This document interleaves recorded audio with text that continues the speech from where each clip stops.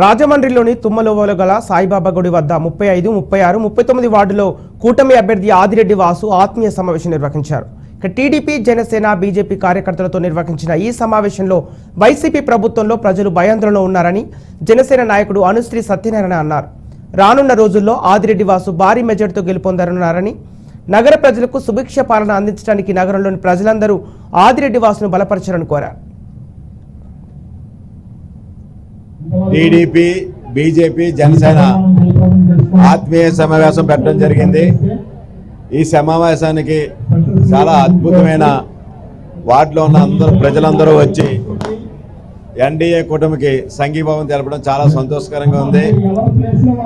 అదేవిధంగా ఈరోజు ఈ ఉత్సాహం అవన్నీ చూస్తుంటే ఇక్కడ మన మాజీ ఎంపీ అయిన భరత్ ఆయన ఎమ్మెల్యేగా పోటీ చేస్తున్నాడు.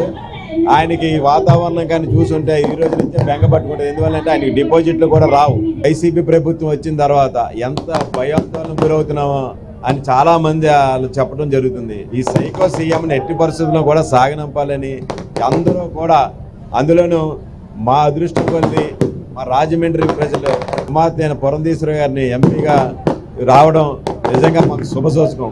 మా మేనిఫెస్టోలో ప్రతి ఒక్కరికి కూడా ఎంతమంది చదువుకుంటే అంత చదువుకున్న వాళ్ళందరికీ కూడా అమ్మఒడి ఇస్తారు. దీన్ని బట్టి ఎవరు మేనిఫెస్టో గొప్పదో ప్రజలందరూ గమనిస్తున్నారు.